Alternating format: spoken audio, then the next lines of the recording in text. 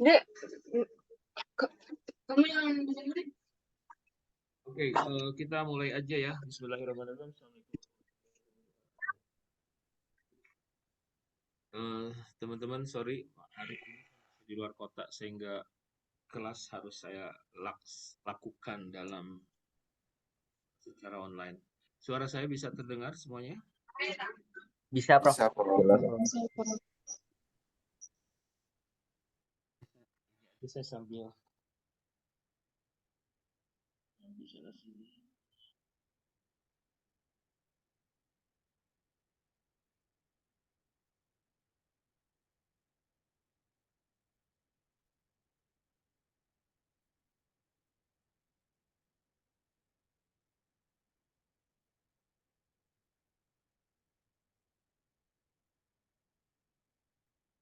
Oke, ini kelas marketing management ya? Sorry.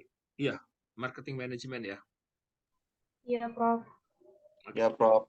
Jadi gini, apakah marketing management ya? Jadi saya tidak akan memberikan definisi yang terlampau detail.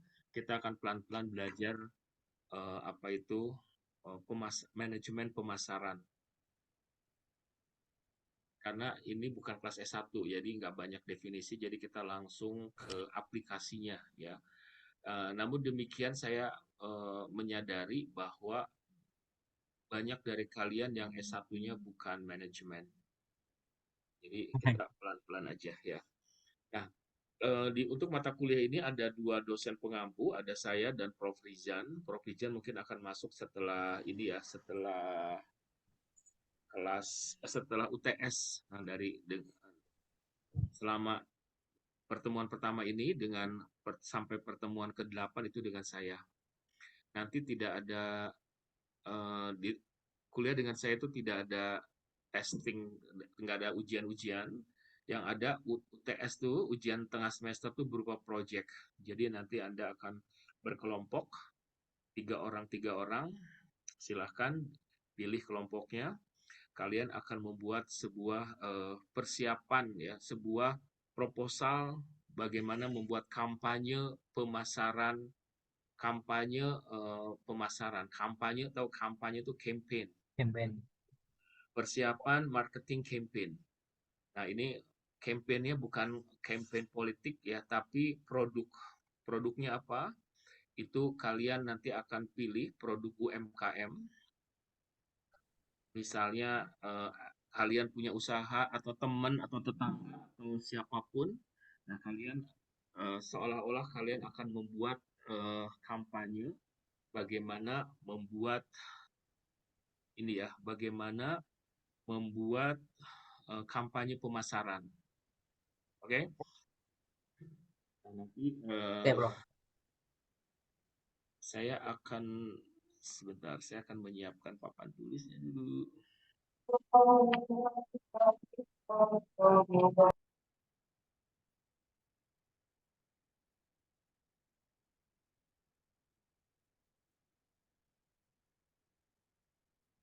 Jadi pertemuan ke depan itu saya udah punya daftar kelompok dan masing-masing produknya apa gitu. Walaupun nanti ke depan bisa berubah ya, walaupun itu nanti bisa berubah. Anda bisa ngomongin, nah di sini ada marketing campaign.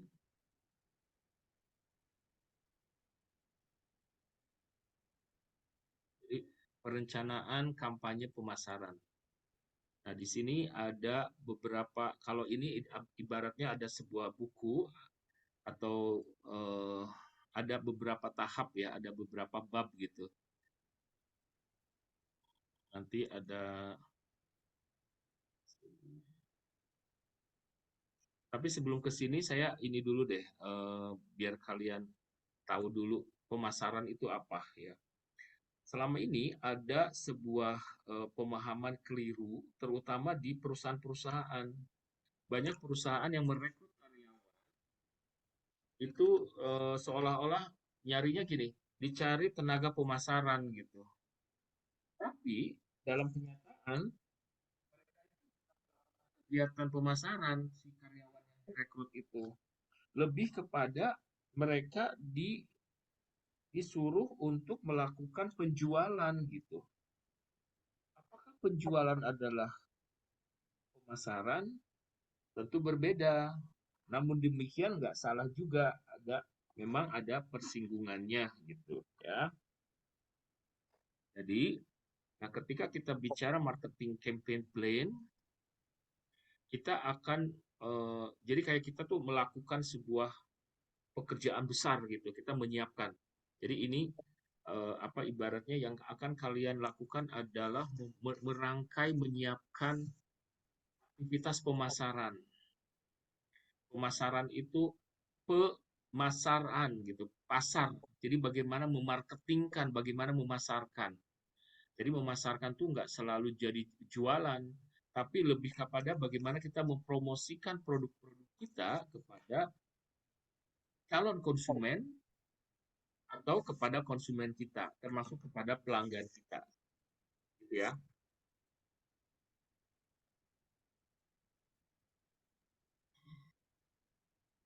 Jadi kata marketing ini dari kata market ya, kemudian market itu pasar. Jadi pakai akhiran ing ya, ibaratnya kayak tadi pemasaran dari kata pasar menjadi pemasaran.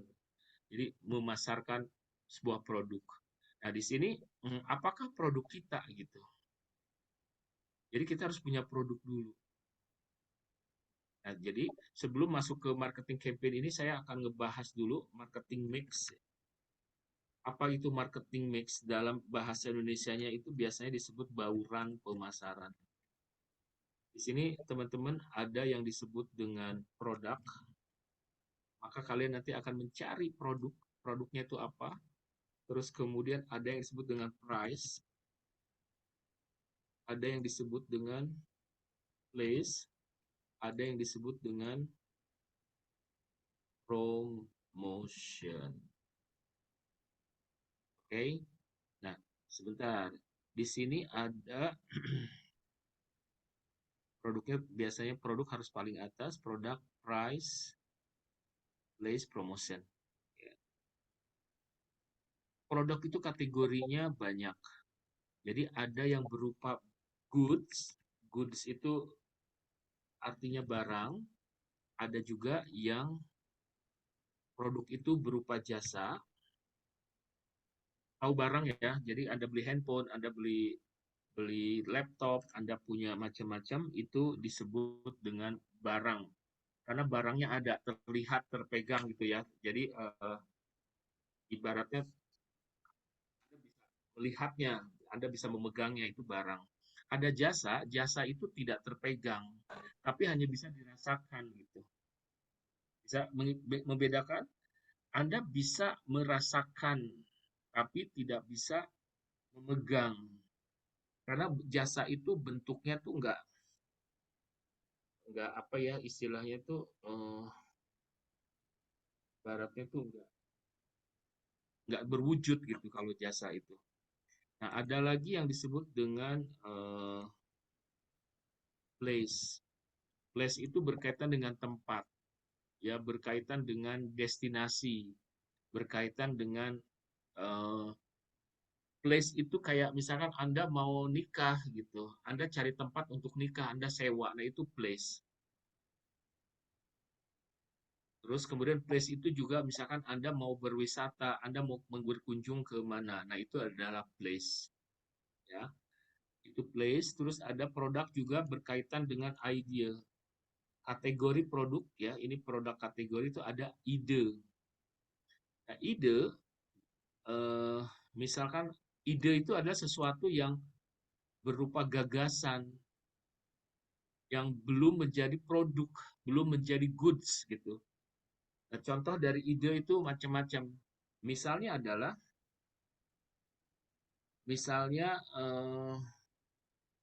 perancang busana.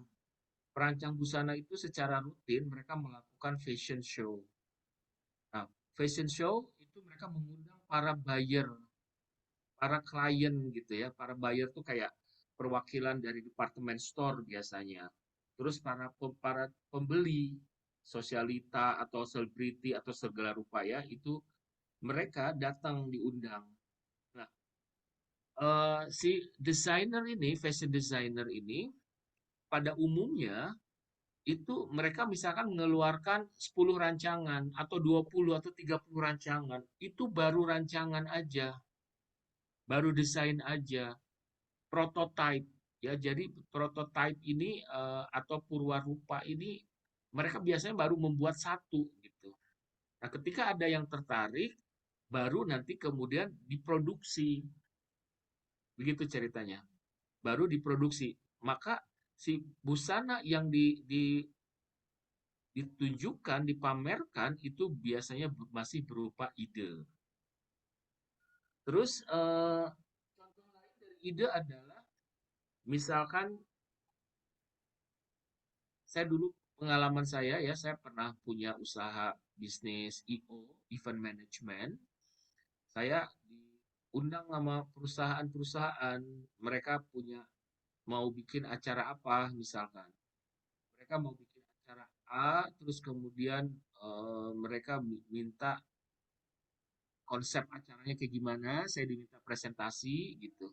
Nah, ketika saya mempresentasikan, misalkan, oh nanti pembukaannya akan kayak gini, nanti akan ada artis ini, nanti akan ada ini, ada ini, itu adalah ide gitu, ya. Nah, jika ide saya diterima, maka nanti ide itu diwujudkan dalam sebuah jasa. Jasa apa? Jasa penyelenggaraan event gitu. Kalau tadi perancang busana merancang ide busana, terus kemudian ada yang tertarik, kemudian dijadikan barang, ya, dijadikan pakaian, maka itu kemudian pakaian itu adalah barang atau goods gitu. Jadi awalnya dari ide dulu.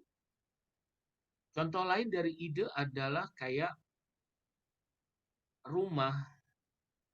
Banyak orang, banyak perusahaan bikin kompleks perumahan, mereka tuh nggak bangun rumah dulu semuanya. Mereka biasanya dibangun berupa unit-unit rumah ya. Ketika ada transaksi baru kemudian dibangun.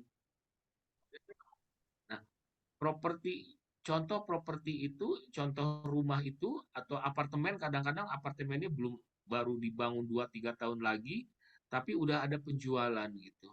Nah, penjualan ini nih tujuannya supaya apa? Supaya udah ada prediksi siapa yang akan beli, jangan sampai nanti rugi. Maka si penjual apartemen itu akan membuat desain dulu gitu, membuat market atau kadang membuat contoh unit apartemen gitu. Ya supaya si konsumen mendapatkan gambar, calon konsumen mendapatkan gambaran bagaimana rumah tersebut, bagaimana apartemen tersebut. Nah, itu baru ide. Nah, nanti kalau si desain rumah itu dibeli, ada orang yang mau beli, maka disebut dengan produk properti gitu. Bisa ngikutin, guys? Ya, Nah, Bro. kategori produk lainnya adalah organization. Ya, organisasi itu ada dua macam, ada profit dan non-profit. Profit ya kayak perusahaan-perusahaan. Kalian mungkin sering dengar ya, ada perusahaan diakuisisi, di merger, bahkan dibeli, ya dibeli oleh perusahaan yang lain. Nah, kenapa perusahaan bisa dibeli? Ya karena perusahaan itu produk gitu.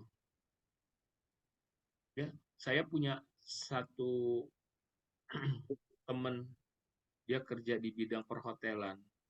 Nah, dia itu punya usaha gitu. Jadi ketika ada perusahaan, ada hotel-hotel yang mau bangkrut, dia nawarin tuh, saya beli deh gitu. Nah, kayak gitu. Jadi eh, si hotel itu adalah organisasi, ya.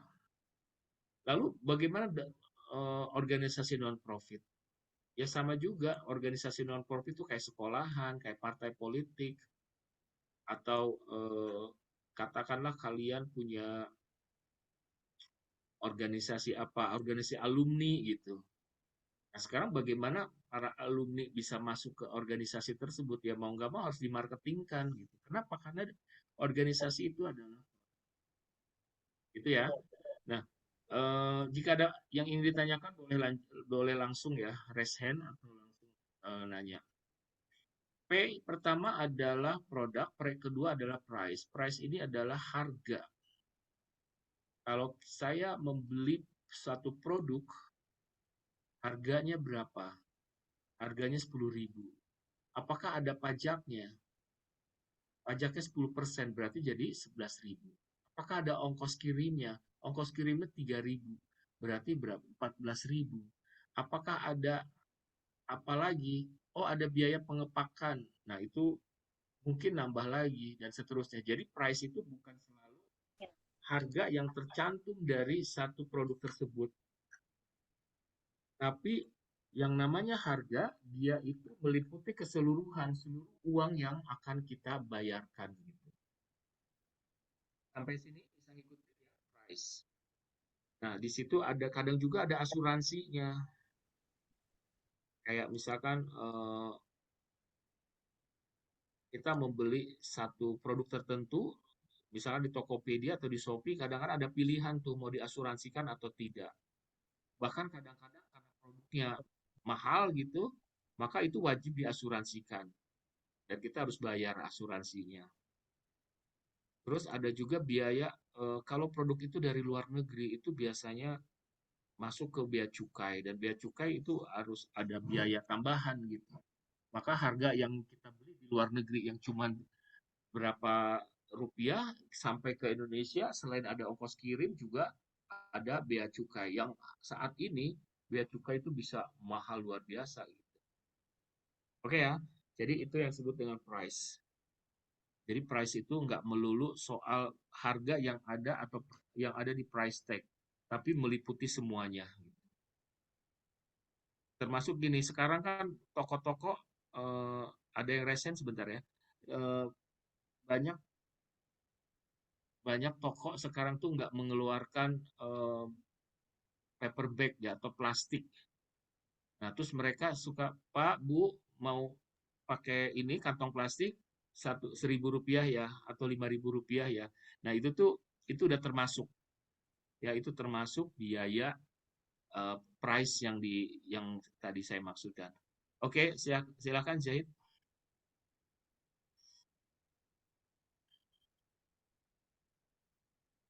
Ada pertanyaan silakan. Izin, Prof. Saya mau tanya, Prof. Izin, Prof. Suara saya terdengar, Prof. Banget. Iya, Prof. Eh, Siap, Prof. Terima kasih, Prof. Sebelumnya waktunya.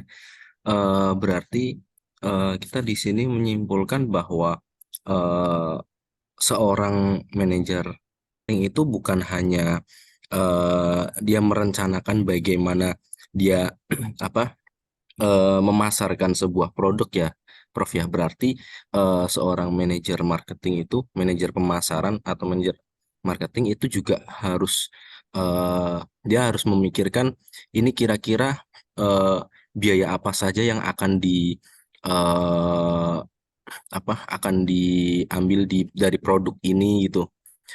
Misalnya misalnya kayak tadi ya, iklannya atau biaya produksinya atau biaya cukainya itu yang menentukan dari eh, marketing juga atau tidak, Bro?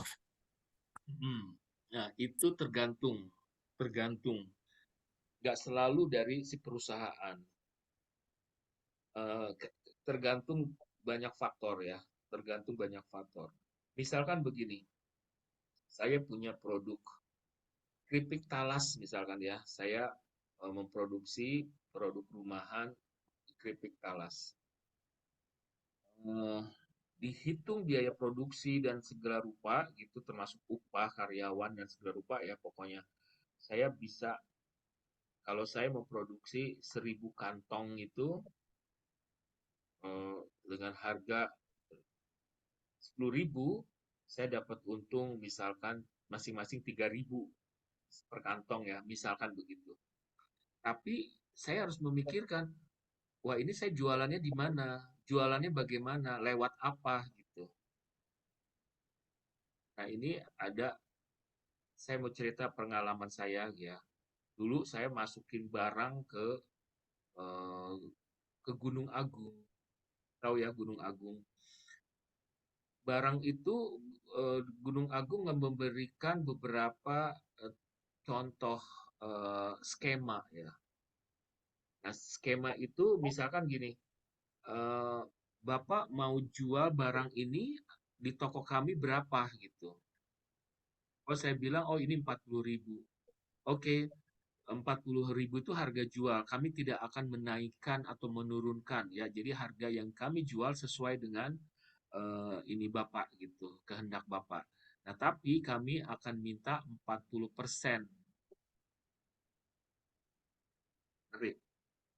Siapa yang menetapkan 40% itu dari dia gitu.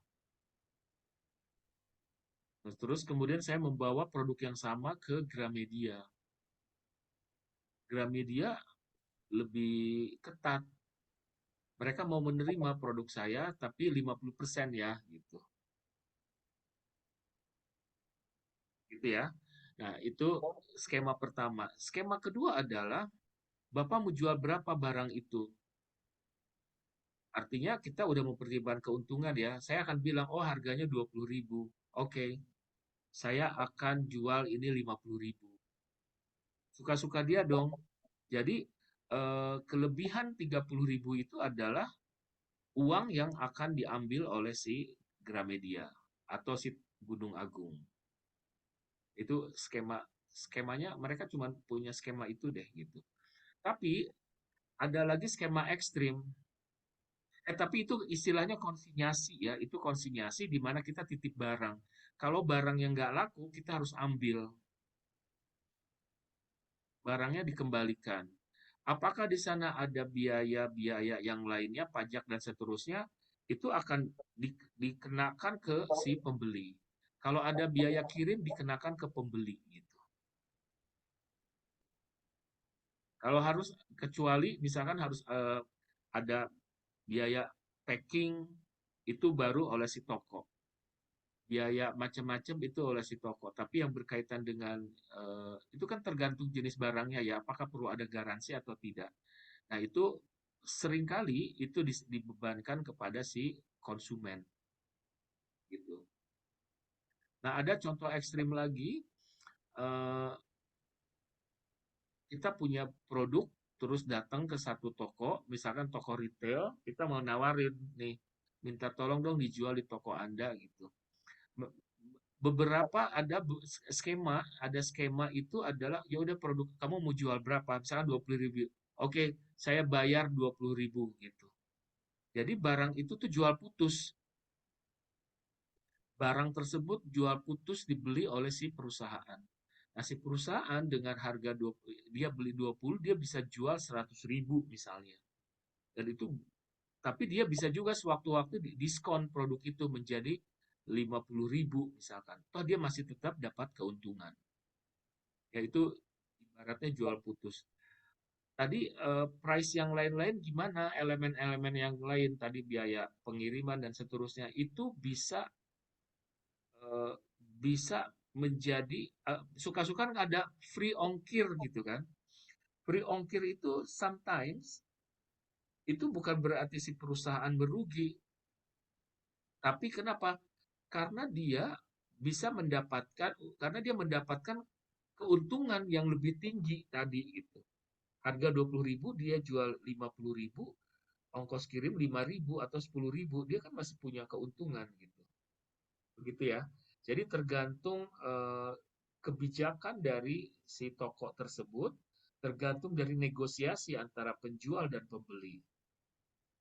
Ya, kadang saya kalau pergi belanja, misalkan barang itu, wah ini ada ongkos kirimnya sekian, saya bisa tawar ongkos kirimnya. Boleh nggak ongkos kirimnya di diskon? Atau udah deh termasuk aja, harganya nggak usah ada ongkos kirim. Kan kita bisa melakukan transaksi seperti itu. Oke, termasuk tadi ada pajak, ada uang asuransi, misalkan, dan seterusnya ya. Oke, gimana Om Yahid? Bisa dipahami? Siap, Prof. Bisa, Prof. Perusahaan itu mesti fleksibel. Dia nggak bisa hari ini, bisa aja hari ini dia jual mahal, tapi kan kalau kita harus memikirkan produk itu harus harus kan kita nggak mungkin menjual produk yang sama dalam kurun waktu tertentu karena produk-produk baru itu harus masuk ya. Jadi ini makanya harus dijual, mungkin ada didiskon nih supaya orang tertarik beli gitu. Kalau dalam kurun waktu tertentu nggak bisa laku gitu. Oke. Nah, kita Ya, Prof. kemudian ada Ya, siap. place di sini. Ya, ini susunannya nggak boleh keliru. Ada place. Place ini tempat di mana kita mendapatkan produk tersebut. Place di mana kita mendapatkan produk tersebut. Di mana? Nah, ini ada dua macam ya. Saat ini tuh ada offline, ada online. Seperti yang kalian sudah tahu ya. Nah, kalau offline itu macam-macam ya, mulai dari di toko, mulai dari sampai ke eceran, sampai ke kaki lima, sampai ke asongan di lampu merah itu yang disebut dengan place. Kalian pergi ke mall, kalian pergi ke kemana Indomaret itu adalah place gitu. Nah, bagaimana dengan online? Online juga sama, itu adalah place-nya. Nah, online kita bisa bicara tentang online shop ya. Saya akan bedakan, ada online shop, ada marketplace, ada juga yang disebut dengan e-commerce.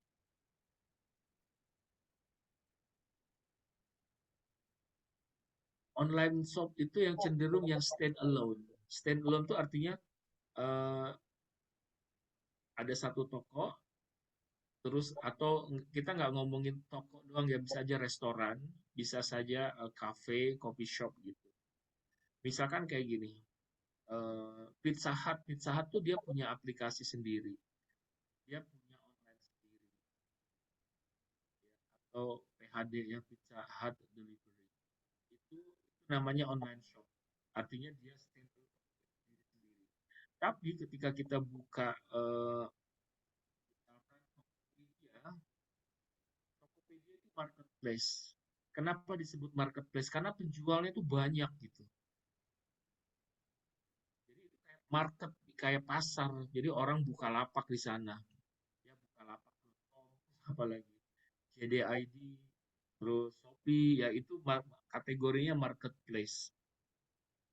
Nah, di marketplace tadi, misal Tokopedia, kita bisa juga ada Shopee Food juga ya. Nah, itu artinya penjualnya banyak gitu. Nah, lalu apa yang disebut dengan e-commerce? Nah, e-commerce itu semacam marketplace, tapi bukan marketplace. Dia itu dimiliki oleh satu perusahaan aja gitu. Tidak ada yang jadi produk yang dibeli adalah produk dari perusahaan tersebut gitu. Misalnya Matahari Mall atau Lazada, Zalora, itu cenderungnya mereka e-commerce karena produk-produk yang mereka jual adalah milik mereka sendiri gitu. Nah, apakah milik mereka sendiri itu bisa macam-macam ya pemahamannya. Tadi saya sudah jelaskan, bisa saja itu konsinyasi, orang titip jual. Ada juga yang sifatnya jual putus gitu. Oke? Nah, itu place. Dan terakhir ini ada promotion. Nah, ini pembahasannya lumayan panjang nanti. Nah, sampai sini dulu sebelum ke promotion, apakah ada pertanyaan lain, guys? Ya, Pak. Ya. Nah, kita akan mulai bahas promotion. Ketika kita membahas promotion, biasanya kita ada kaitannya dengan alat-alat pemasaran. Anda jangan ngebayangin ketika bicara alat, Anda langsung teringat sama palu, sama gergaji kayak gitu ya. Tapi alat di sini tools ya, atau promotional tools. Atau istilah lain adalah marketing tools. Apa saja ini gitu. Apa saja ini banyak. Saya akan tuliskan dulu satu persatu, nanti saya akan bahas ya. Yang pertama adalah advertising. Advertising itu iklan. Terus ada yang disebut dengan direct marketing. Ada yang disebut dengan packaging.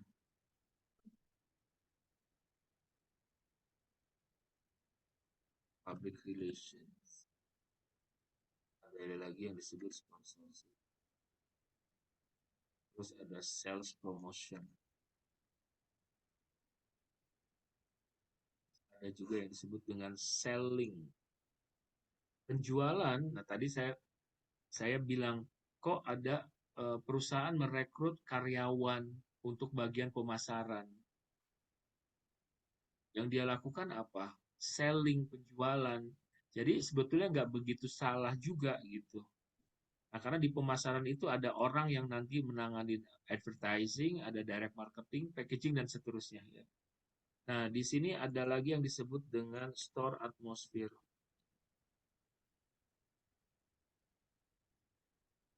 Terus ada lagi yang disebut tadi sponsorship udah. Corporate identity.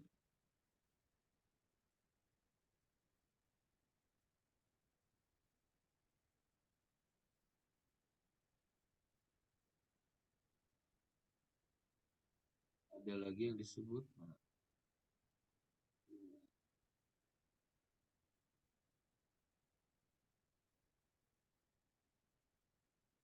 marketing events. Ada merchandising.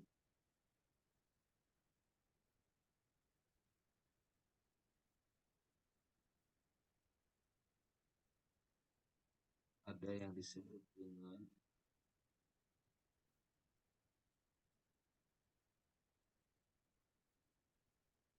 customer relationship management atau bisa disebut CRM. Jadi di perusahaan-perusahaan besar ini ada tuh yang bagian public relation, ada yang nanganin customer relationship management. Ada lagi cost related marketing. Ya.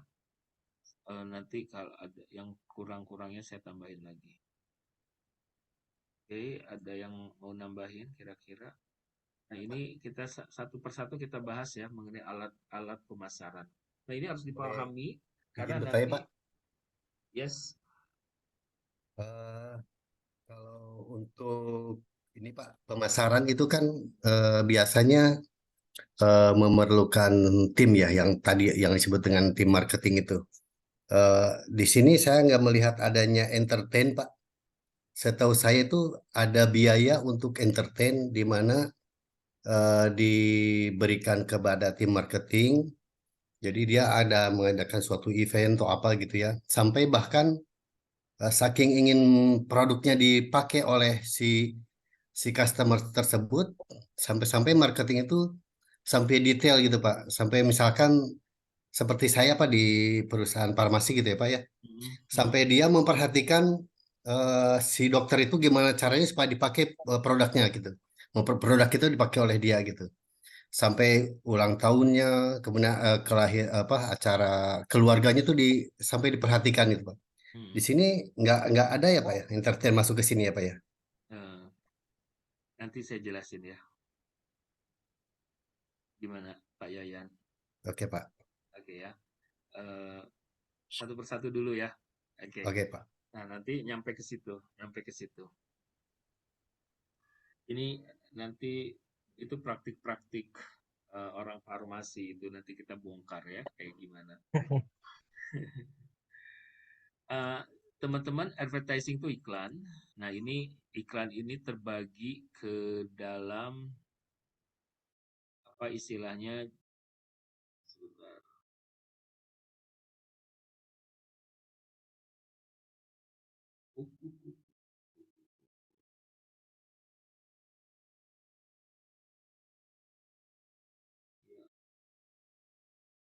Nah, kita bicara advertising itu tergantung medianya ya.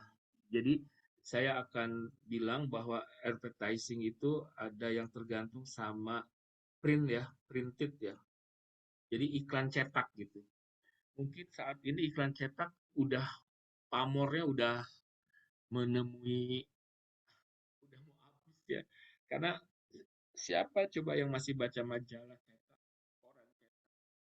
Yaitu iklan yang dicetak sekarang udah nyaris punah ya.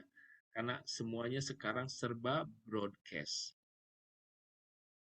Nah, broadcast ini tadi coba ini saya rinci dulu. Cetak itu ada majalah, ada surat kabar ya. Sementara broadcast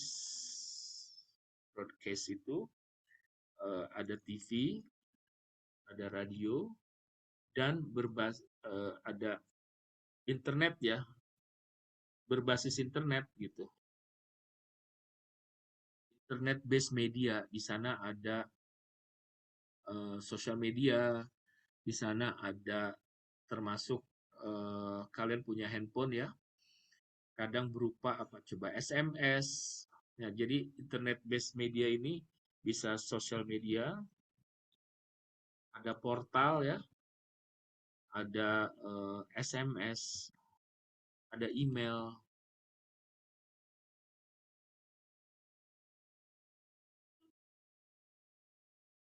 Contoh ya, kalau misalkan sosial media, kalian tahu lah ya, ada YouTube, ada macam-macam. Kalau portal itu banyak perusahaan sekarang beriklan di portal. Kalian buka detik.com, kompas.com itu pasti banyak iklan ya. Nah, ada juga berupa SMS. Ini coba saya baca ya. Saya bacakan nih salah satu iklan yang masuk ke SMS saya. Nah, Starbucks 28 Agustus. Sekarang udah tanggal 31. Hanya hari ini beli satu gratis satu minuman ukuran grande. Tukarkan SMS ini di Starbucks terdekat gitu. Itu tanggal 28. Sebelumnya tanggal 25. Nah, ini mungkin bentar lagi tanggal 1 saya akan di ini lagi, di SMS lagi mungkin ya. Terus ada lagi dari MPR RI tanggal 16 Agustus. MPR aja ngasih broadcast ke saya coba. Mungkin kalian juga dapat ya. Sidang tahunan MPR RI tahun 2023, Konvensi Ketatanegaraan dalam rangka penyampaian laporan kinerja lembaga negara, 16 Agustus, dan yang lain-lain. Ya, jadi itu iklan yang melalui SMS. Termasuk juga kadang-kadang mungkin Anda sadar atau tidak sadar kalau Anda pas lewat mall atau bahkan masuk mall, itu suka-suka tiba-tiba aja itu ada Dunkin Donut, McD pada masuk ke SMS kita. Kenapa? Karena terdeteksi nomor kita itu sedang berada di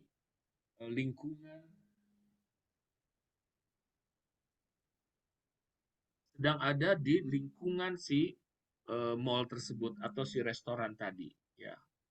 Nah, email juga suka ada iklan yang masuk ke email. Oke, sampai sini ada pertanyaan. Yang ketiga adalah berupa outdoor.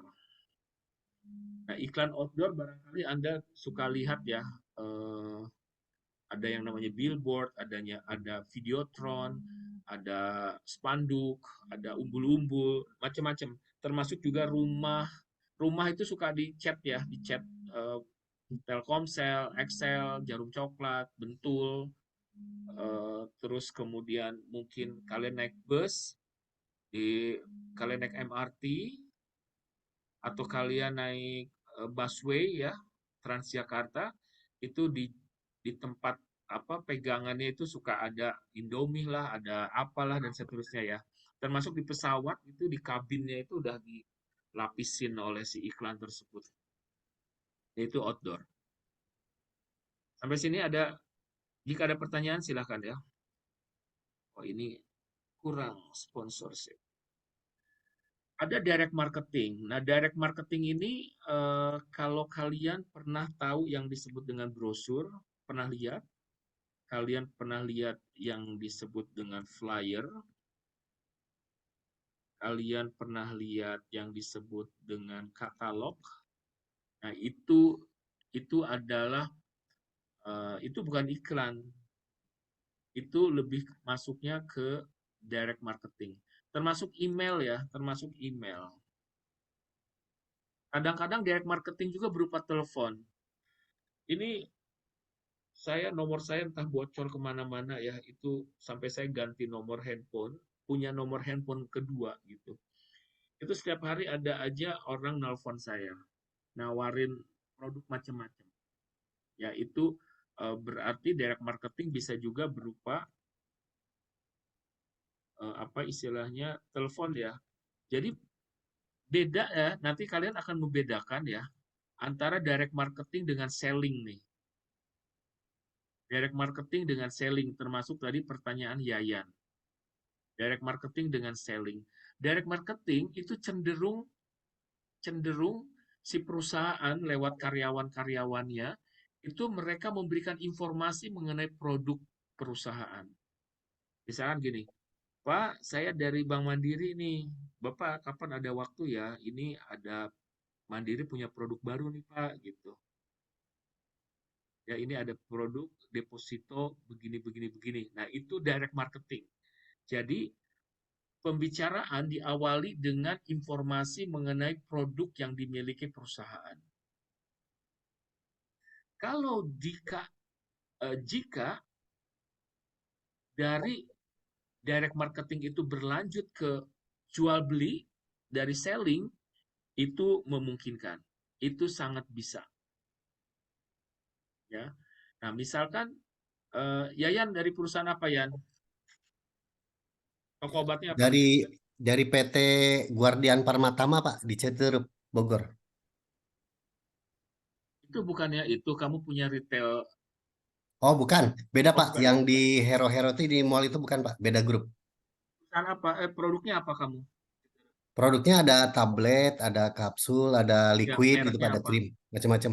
Ada Calipsol, terus ada Jibramak, ada Nurohak. Nurohak. Baik, Pak. Oke. Itu produk itu eh, konsumen bisa mendapatkannya lewat resep dokter ya. Betul, Pak. Ada beberapa yang bisa resep dokter. Setahu saya agak jarang ya kalau yang ada di warung-warung itu. Oke. Selama ini sejauh ini pakai resep dokter kelihatannya. Oke. Nah, kita coba bedah ya apa yang dilakukan oleh orang-orang farmasi. Orang farmasi, perusahaan farmasi itu jadi gini, perusahaan-perusahaan ada peraturan dari Departemen Perdagangan. Perusahaan-perusahaan besar itu tidak boleh menjual produknya langsung ke konsumen. Maka mereka biasanya harus menggunakan apa istilahnya punya perusahaan kontraktor lain. Mereka harus punya distributor. Mereka harus punya distributor. Bagaimana dengan farmasi? Nah, kita kembali lagi. Distributor macam apa? Perusahaan macam apa yang harus punya distributor? Kayak misalnya kalau kalian tahu Unilever ya, Unilever atau P&G atau perusahaan apa lagi, tidak bisa jualan sendiri. Mereka tidak bisa langsung berkirim produk itu ke retailer. Misalkan pergi ke Transmart atau ke Indomaret itu nggak bisa. Itu harus ada perusahaan distributor yang menyebarkan produk-produk mereka ke retailer ya. Ke retailer aja nggak boleh, apalagi ke konsumen langsung. Namun demikian, tergantung jenis produknya. Nah, farmasi ini karena kategorinya farmasi juga menggunakan distributor. Jadi bukan sendiri yang yang ini. Tapi kembali lagi produk ini produk end user atau enggak. Nah, kalau menggunakan resep dokter mungkin treatmentnya berbeda. Biasanya mereka memiliki tenaga sales force ya, memiliki tenaga penjualan sendiri. Yang kemudian si tenaga penjualan ini misalkan ada timnya ada berapa? Ada 10 orang atau 50 orang itu dibagi per wilayah. Ada yang nanganin Jakarta Pusat, Jakarta Barat, Bekasi, Bogor dan seterusnya. Biasanya begitu ya. Mungkin tiap perusahaan beda-beda, tapi Mungkin pada umumnya seperti itu. Bisa juga kalau bisa pemisahan geografis tadi per wilayah, tapi bisa juga per jenis. Ya, ada yang masuk ke rumah sakit, ada yang masuk ke retail, ada yang masuk ke klinik kecil, itu tergantung bagaimana si perusahaan membagi-bagi eh, level penjualan. Ya. Nah, untuk produk-produk farmasi yang menggunakan resep, maka diharapkan si para penjual ini ketemu langsung dengan dokter yang biasa mengeluarkan resep gitu. Jadi tak kenal maka tak sayang. Maka si perusahaan atau si sales ini dia harus menjalin hubungan sedekat mungkin dengan si dokter gitu. Caranya bagaimana? Banyak cara. Bisa. Nah, ini ada yang disebut dengan kalau di perusahaan itu ada yang namanya strategi push. Ada push strategi. Push itu apa? Mendorong.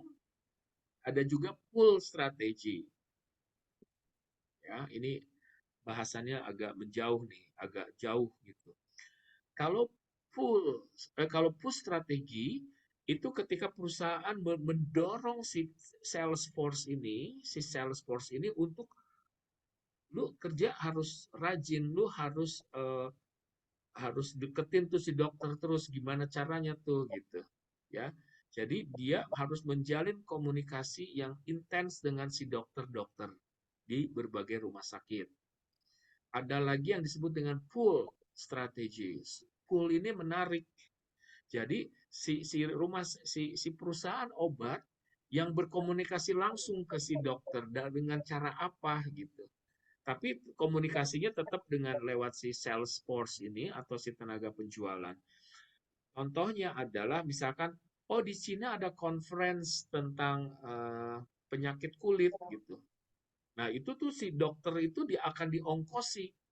Pak ikut ke Cina ya, saya ongkosin nih. Bapak di sana ada 5 hari, ini ada uang sakunya gitu. Ada uang hotelnya. Termasuk oh ini buat uang buat nakalnya Bapak Pak Dokter di Cina gitu. Misalkan ya. Nah, itu biasanya si perusahaan menganggarkan uang-uang kayak gitu supaya apa? Si dokter ini manut gitu. Masa sih lu udah dijajanin, udah diongkosin ke luar negeri, lu nggak mau meng-ACC obat gue gitu. Begitu ceritanya. Nah, itu bagian dari memang kedekatan dan itu prosesnya itu masuk di selling sini nih. Nah, di selling ini macam-macam, ada yang disebut dengan direct selling, ada group selling, ada yang disebut dengan MLM tahu ya, multi level marketing.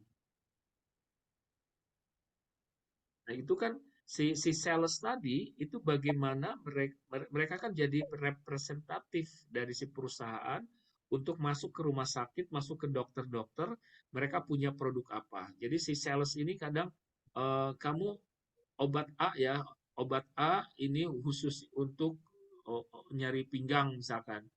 Nah, ini nanti ada orang kedua ini untuk penyakit jantung. Nah, itu nanti akan mendekati dokter yang berbeda gitu.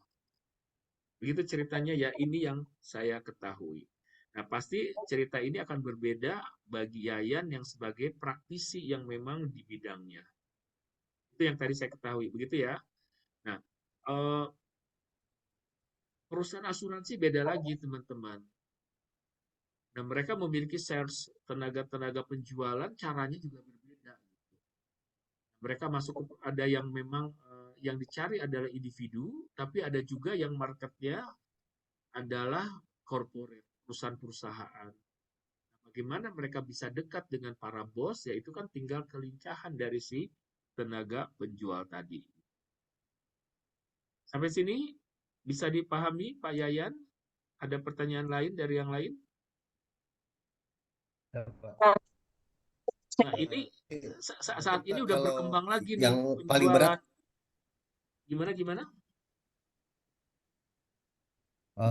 Kalau menurut saya itu yang paling berat kayaknya pemasaran itu Pak, asuransi. Karena nanti kalau asuransi itu kan produknya abstrak gitu Pak. Jadi belum ngeliat gitu karena dia hanya dijanjikan sesuatu. Beda dengan produk-produk seperti farmasi atau manufaktur lain itu Pak ya, Oke. menurut saya. Bisa berat, bisa tidak. Banyak orang bisa survive kok puluhan tahun kerja di asuransi sebagai penjualan. Kenapa? Karena dia sudah tahu caranya. Sekarang, ketika seseorang itu kan tergantung kita nih. Kayak misalkan gini, eh, saat ini saya tidak mencari produk asuransi. Kenapa? Karena saya udah punya. Gitu. Tapi ada masa di mana saya lagi butuh asuransi, tahu-tahu orang datang, dia nawarin baru 1-2 kalimat, saya bilang, ya saya mau gitu. Kenapa? Karena tingkat pemahaman dan kebutuhan dari orang tersebut sudah memang udah pada levelnya gitu loh. Ketika orang itu tidak, ada orang yang kayak gini, gue ngapain sih beli asuransi, nggak penting deh. Nah itu artinya dia belum memahami fungsi dari produk asuransi. Tapi ada juga orang yang ngerasa, oke, gue butuh asuransi, gue ngerti manfaatnya, tapi gue belum punya uangnya, kayak gitu. Tapi ada orang juga yang gue udah punya uang dan gue udah punya kebutuhan asuransi. Maka itu akan lebih mudah menjualnya. Begitu ya, Yayan ya. Jadi memang setiap produk punya, kalau belum menemukan eh, klien atau konsumer yang tepat, memang akan susah jualannya. Nggak hanya asuransi, produk apapun, termasuk produk obat tadi. Gitu. Ya, bisa saja kita mendekati si dokter tersebut, kita udah dekat, kita udah sering ngasih hadiah ke keluarganya, tapi ternyata si dokter ini kan nggak menjalin hubungan dengan satu sales, tidak dengan satu perusahaan, dia bisa aja dengan perusahaan obat yang lainnya yang banyak itu. Bisa jadi ada 10 perusahaan obat yang ngantri. Yang saya tahu ya, biasanya itu malam-malam mereka ngantri tuh ketemu dokter nunggu selesai jam tugas begitu ya dia. Nah itu eh, mereka berebutan tuh ketemu dokter untuk menawarkan produk-produk baru atau untuk Pak kapan ada waktu, kapan ada ini ikut saya ke sini, ikut saya ke sana gitu. Maka salah satu income dari dokter adalah komisi dari si rumah sakit, dari komisi dari perusahaan obat gitu. Maka jangan kaget kalau Anda sakit pusing dikit aja harus beli obat yang mahal gitu. Oh ini obat ini manjur. Kalau obat yang ini generik seminggu baru sembuh. Kalau yang ini sehari langsung sembuh gitu obat mahal ini. Kan gitu ceritanya. Begitu ya Pak Yayan ya. Oke. Ada Mohon izin lagi pertanyaan? saya Prof menanya Prof. Mangga Ibu Anissa. Ya. Prof, saya kerja di bimbingan belajar. Ya. Berarti kan produknya adalah pendidikan. Kira-kira dan ya sebenarnya nggak beda jauh sama asuransi karena produknya jasa sehingga memang tidak terlihat gitu ya Prof ya. Selain lulusan gitu Prof ya. Nah, kira-kira nih Prof, dari sekian banyak metode promosi gitu ya Prof ya.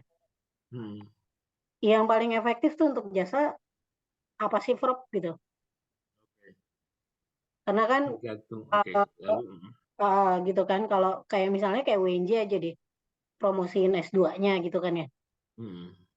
Akan bersaing dengan universitas yang lain gitu ya Prof ya. Pasti mulai dari biaya, mulai dari segala macam gitu kan. Tapi kan kadang-kadang belum tentu yang berbiaya mahal itu lebih bagus secara keilmuan daripada yang lebih murah gitu kan ya Prof ya. ya, betul. Konsep kayak gitu tuh gimana ya Prof ya? Cara metode promosi yang terbaiknya gitu loh Prof. Lewat apa sih gitu loh. Dan apa yang harus dilakukan oleh perusahaan gitu ya. Termasuk kan UNJ sendiri ada di seperti di bidang saya sendiri gitu ya Prof ya. Gimana caranya untuk agar orang tertarik gitu kan untuk menggunakan jasa gitu kan. Karena kategorinya kalau S2 itu kan produk yang dibeli ya, Prof ya. Beda sama S1 gitu kan ya. Kalau S1 pun juga sebenarnya produk yang dibeli gitu kan ya, Prof. Pilihan orang mau milih di mana gitu kan ya. Tapi kalau S2 kan lebih spesifik lagi gitu loh.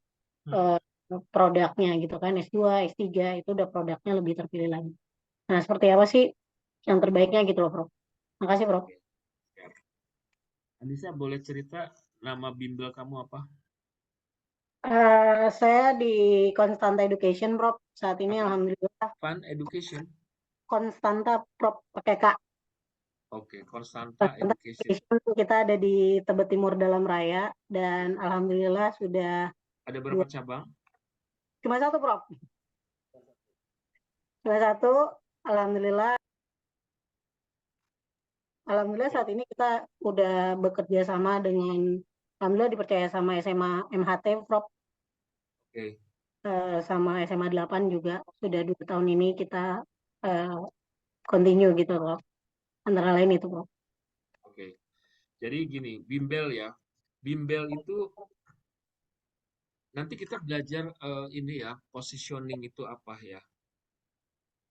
Kita menetapkan positioning kita, targeting kita, segmentasi kayak gitu. Itu perlu banget.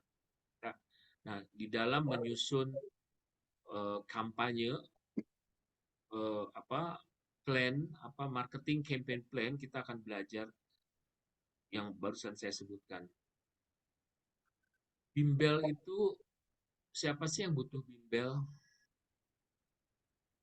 Kita harus ini dulu, siapa yang butuh bimbel? Itu dari anak SD, SMP, SMA, saya rasa perlu bimbel ya. Tapi siapa yang akan target kita tuh siapa gitu. Tarif kita tuh berapa sih? Anda punya tarif berapa sih? Nah, dengan tarif yang Anda tetapkan itu siapa yang bisa beli gitu. Dari kalangan mana nih? Dari sekolah mana? Sekolah yang mana gitu. Nah, itu akan menetapkan ini kita ya. Terus kemudian kita ingin memiliki berapa jumlah siswa. Tahun ini kita punya target berapa siswa sih? 100, 200, atau 1000, 2000. Kalau misalkan 2000 atau 1000, muat nggak ruangannya? Jadwalnya cukup nggak gitu? Gurunya cukup apa enggak gitu? Jadi itu harus rasional. Nah, kalau misalnya kita pasang di TV, pasang iklan di TV, di mana TV itu coverage, istilahnya itu jangkauannya kan lebih luas. Misalnya kita mau pakai RCTI. Orang Surabaya, orang Papua aja nonton loh itu. Terus kalau mereka nyari di mana? Oh, ada di Tebet gitu. Orang Papua datang ke Tebet untuk bimbel gitu. Artinya di sini kita memahami dulu, kita maunya, targetnya cuma siswa sekitar Tebet aja gitu. Nah, kalau siswa sekitar Tebet doang, berarti apa yang bisa kita lakukan? Mungkin spanduk cukup. Mungkin kita memberikan kerjasama dengan sekolah-sekolah tadi, ada Smandel atau dengan MHT gitu, itu aja udah cukup gitu. Ada rekomendasi, jadi nanti siswa itu pada kesana semua. Apakah itu udah target udah tercapai dengan dua kerjasama itu, atau belum? Ya ajak kerjasama lagi yang lain gitu. Karena kalaupun kita berpromosi, over promoted, belum tentu kita bisa menghandle semuanya gitu. Yang akhirnya nanti kualitas jasa yang kita berikan bisa saja tidak ini gitu. Sekarang rasional aja juga, Bu. Kita harus rasional juga. Misalkan pengen punya banyak kerjasama gitu. Tapi terus kerjasamanya dengan sekolah-sekolah yang di bawah Smandel. Kalau anak-anak Smandel mah emang inputnya aja udah bagus gitu. Ngajarnya nggak susah. Jadi kalau mereka bisa diterima di kampus-kampus bagus, ya emang siswanya udah bagus-bagus gitu. Coba, itu bisa menjadi strategi yang bagus buat si Konstanta ini. Coba bayangkan kalian bekerja sama dengan dengan sekolah-sekolah yang kualitasnya di bawah itu gitu. Oh, peminatnya banyak, banyak orang kaya juga yang mampu membeli paket kursus bimbel di sana. Tapi ternyata anak-anaknya nggak sepinter anak-anak MHT maupun Smandel. Capek nggak itu ngajarinnya? Nah, itu nanti kan kalian akan lihat hasilnya. Berapa persen yang diterima di kampus negeri? Berapa persen yang tidak diterima? Nah, itu selektif banget gitu. Karena kalian jualan juga, dari kalian akan ria juga, kalian akan ambil benefit dari semakin banyak siswa kalian yang lulus diterima di kampus-kampus pilihan, itu kan akan mengangkat nama kalian juga. Nah, maka promosi apa yang tepat gitu. Salah satunya adalah ya, selain tadi kita nggak selalu ngomongin promosi, kerjasama itu bukan promosi tapi lebih kepada bisnis strategi ya, itu lebih bicara bisnis strategi. Nah, di sini ada yang belum saya tulis, ada yang disebut dengan word of mouth.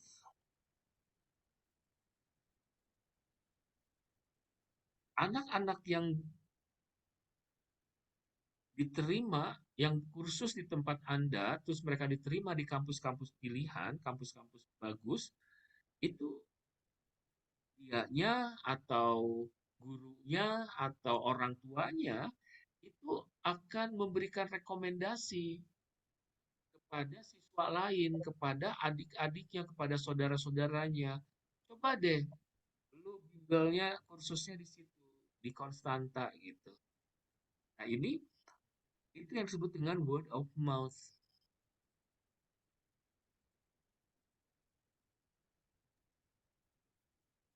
Nah, Jadi, Prof, salah kalau satunya ya. kalau untuk jasa tuh lebih lebih menentukan promosinya tuh tergantung kepada positioningnya dulu ya, Prof. ya? Nanti kita belajar positioning, kita akan paham seperti apa. Gitu ya. Oke, baik. Kita pelan-pelan dulu. Nanti Bapak Ibu akan bisa mengevaluasi perusahaan masing-masing. Oh, gua kurangnya di mana ya gitu.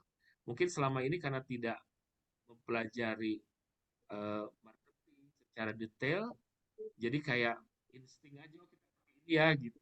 Nah, nanti mudah-mudahan dengan belajar kayak gini kita bisa, oh ya ya, mestinya coba mungkin kurangnya di mana kita gitu. Oke. Bapak Ibu, tadi ada direct marketing ya. Nah, saya yakin di kantornya Bu Anissa sudah ada brosur, ada katalog kayak gitu ya. Ada, Prof. Nah, itu udah masuk tuh direct marketing, itu bagian dari. Nah, ini outdoor-nya mungkin ada spanduk ya, Bu. Eh, kita cuma pasang di kantor aja, Prof. Karena sekarang kan di Jakarta udah nggak boleh, Prof. Oh, udah ada aturan nggak boleh ya. Tapi di kantor ini kan kelihatan juga di depan ya, itu yang namanya billboard ya, masuk juga tuh outdoor. Nah, Iya. mungkin nanti masuk ke ya itu tadi bisa melakukan ini public relation, Bu. Public relation-nya kayak gimana? Misalnya ya, eh, kalian melakukan kegiatan tes, simulasi tes gratis gitu. Pesertanya gratis sebanyak-banyaknya. Tempatnya di mana? Kalian bisa kerjasama dengan sekolah-sekolah gitu. Sehingga tempat gak usah bayar. Tesnya itu pakai online aja gitu. Siswa pakai bawa laptop sendiri gitu. atau mungkin pakai handphone mungkin gitu ya. Nah, nanti itu kegiatannya berupa CSR, Bu. Biasanya di sini ada corporate social responsibility.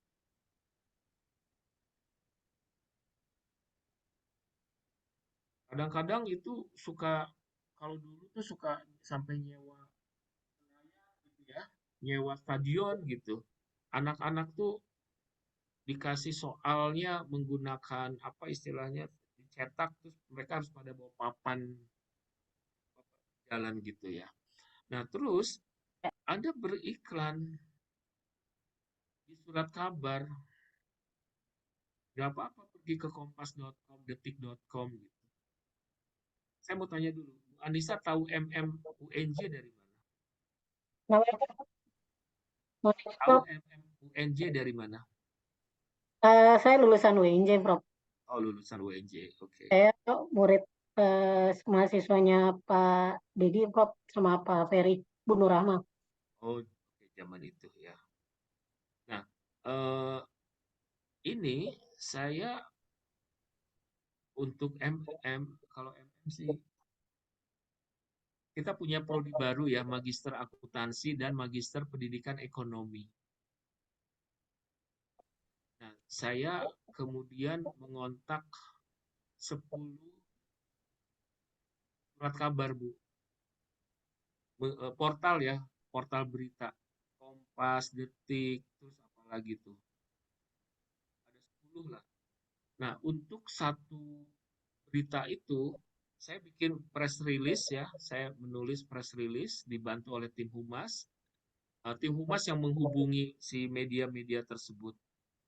Itu saya minta 10 ya, saya bilang gitu. Nah, satunya itu sekitar 6. Jadi ibaratnya iklannya itu disebut dengan advertorial, Bapak Ibu.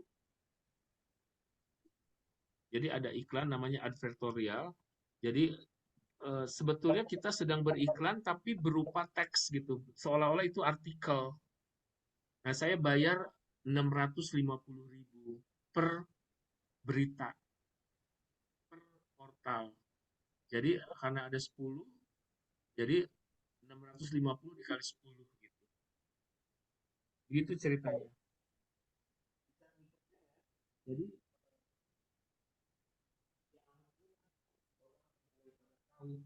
ada magister akuntansi, ada macam-macam gitu, ada prodi-prodi. Kalau MM udah nggak usah diiklanin lagi karena peminatnya setiap tahun banyak berjubel gitu.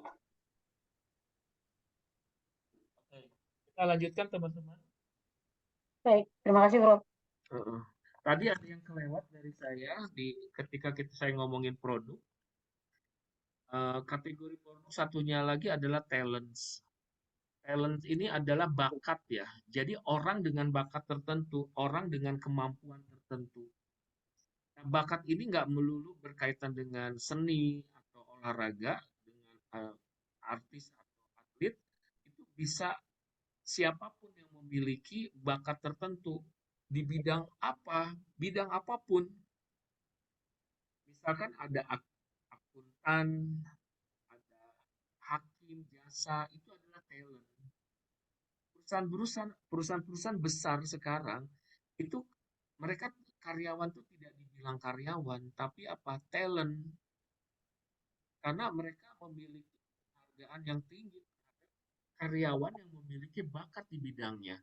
Jadi ada sekretaris, ada bagian keuangan, bagian pembelian, bagian penjualan, mereka adalah talent.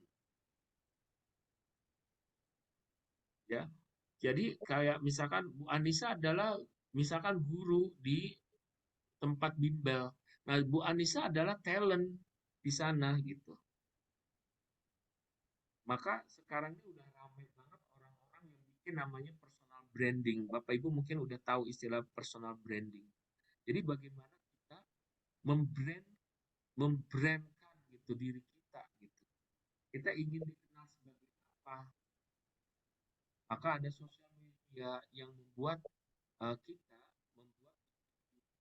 dengan mudahnya berpromosi. Gue bisa ini, gue bisa nyanyi, gue bisa menulis, gue bisa melukis. case gue bisa membuat A, membuat B, membuat C kayak gitu.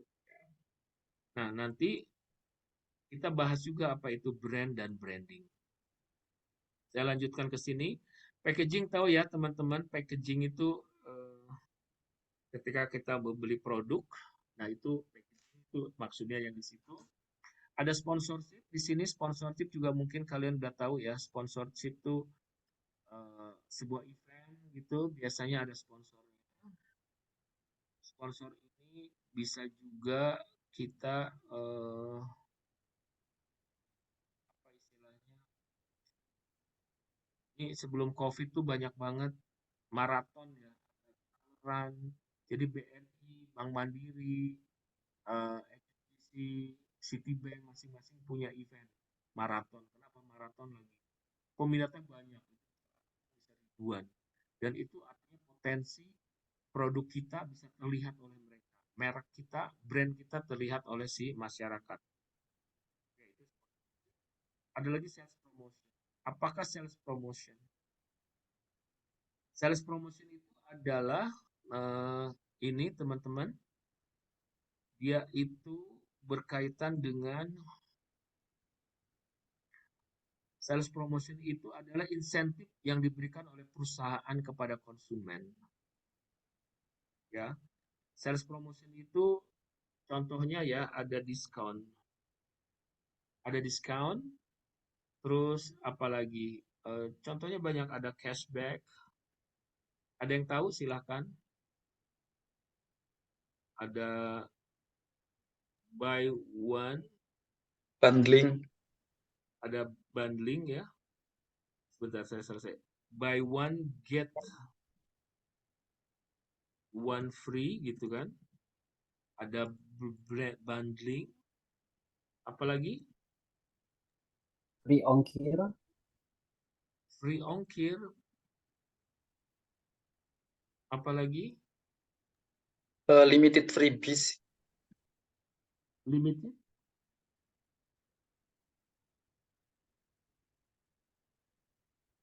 Pemberian voucher. Terus pemberian asuransi atau garansi ya. Terus kemudian banyak ya. Terus ada free apa istilahnya itu special price ya. Limited Ada edition, lagi. Prof. Free Bagaimana? product, Prof. Free product. Bonus. Free product itu masuk ke bisa bundling, bisa juga sampling. Limited edition, Prof. Nah, limited edition apakah itu sales promotion? Menurut saya bukan. Giveaway, Prof. Giveaway, yes. Limited Special edition member, itu bukan ya. Apa?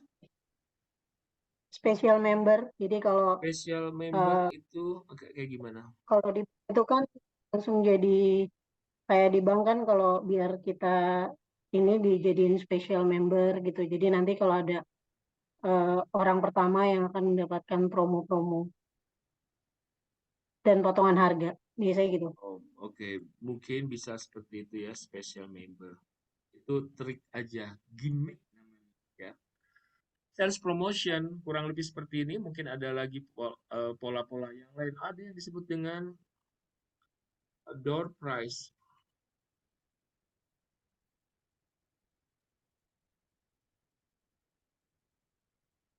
Ada lagi yang disebut dengan lucky draw. Nah, ini saya ingin menjelaskan. Kalau tester produk itu jatuhnya apa Prof? Tester produk. Tester itu sampling. Tester itu masuknya ke sampling. Sampling itu sampel. Jadi si perusahaan memberikan cuma-cuma kepada si calon konsumen atau kepada konsumen. Ya, cuma-cumanya itu bisa berupa tester, bisa berupa apa gitu. Oke. Nah, coba sekarang saya mau tanya Sony. Son, apa bedanya door prize dengan lucky draw? Izin Prof, kalau menurut saya lucky draw itu sifatnya kan diundi secara acak ya. Jadi kita bisa misalkan kita belanja nih di Superindo misalkan Prof. Mm-mm. Belanja 50.000 dapat voucher. Mm-mm. Itu bisa dikumpulin nanti diundi gitu sifatnya undian. Dan itu Sifatnya dalam undian. waktu yang misalkan 1 bulan. Itu Nah, door prize atau lucky draw? lucky draw sifatnya. Oke. Kalau door Terus? prize mungkin misalkan kita ada di dalam sebuah event, Prof. Heeh. Kita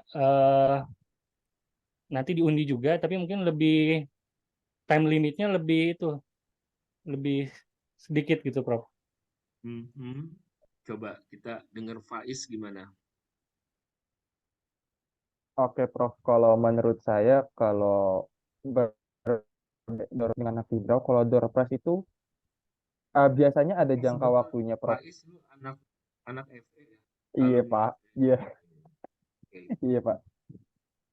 Jadi gini, Pak, kalau door prize itu lebih ke ada jangka waktu yang ditentukan oleh eh, perusahaan atau si penjual menentukan produk pembeli-pembeli calon-calon penerima door prize. Jadi ada jangka waktunya, mungkin ada syarat ketentuannya untuk pembelian sekian rupiah. Tapi kalau lucky draw itu biasanya ketika kita membeli dengan syarat udah mendapat melampaui syarat dan ketentuan tersebut, jadi diundi saat itu juga tuh. Biasanya sih kalau yang saya lihat kalau lucky draw itu bisa pakai lucky wheel dan segala macamnya, Prof. Seperti itu. Oke, siap. Deborah. Deborah gimana? Ya, Prof. Ya, apa? Door prize, lucky draw, bedanya? Oke. Kalau lucky draw mungkin ya mirip sejenis permainan undian seperti itu di mana Hmm. si customer atau orang yang berbelanja itu memiliki kesempatan memenangkan hadiah sesuai dengan keberuntungan dari nama yang disebutkan. Tapi kalau door prize biasanya kalau di supermarket itu sudah ada kupon yang diisi dengan mungkin pembelian tertentu, kemudian dimasukkan dengan jangka waktu tertentu, nanti akan dipilih acak oleh pihak penyelenggara untuk memenangkan suatu undian atau hadiah. Oke. Apakah ada yang setuju seperti itu atau berbeda? Yovita.